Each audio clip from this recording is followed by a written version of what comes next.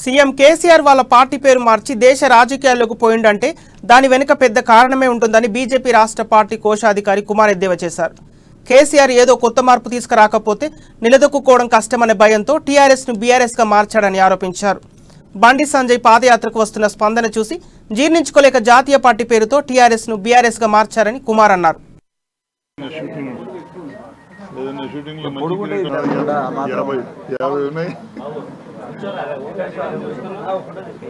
మీ అందరికీ తెలుసు, TRS party యొక్క ముఖ్యమంత్రి కేసీఆర్ గారు వారి పార్టీని పేరు మార్చి దేశ రాజకీయాల్లోకి వెళ్ళడానికి తెలంగాణ నుంచి పలాయనం చిత్తగించారు. మీ అందరికీ తెలుసు, రాజకీయ క్షేత్రంలో కేసీఆర్ గారు చాలా అనుభవం ఉన్న వ్యక్తి.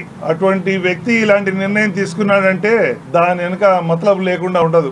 అంచనా వేసుకున్నారు. భారతీయ జనతా పార్టీకి లభిస్తున్న ఆదరణను చూసి ప్రజల్లో టీఆర్ఎస్ కున్న వ్యతిరేకతను కూడా అంచనా వేసుకొని ఏదో ఒక కొత్తదనం తీసుకురాకపోతే నిలదొక్కుకోవడం కష్టం అనే విషయాన్ని గ్రహించి ఒక గౌరవప్రదమైన బయటికి వెళ్లే దారిని ఎన్నుకొని వాళ్ళ పార్టీ పేరులో ఉన్న తెలంగాణను తీసేసి భారతదేశం పెట్టుకున్నారు. ఎందుకంటే తెలంగాణ సెంటిమెంట్ ఇంకా నడవదు, దీనివల్ల ఓట్లు రావనే విషయం గ్రహించారు.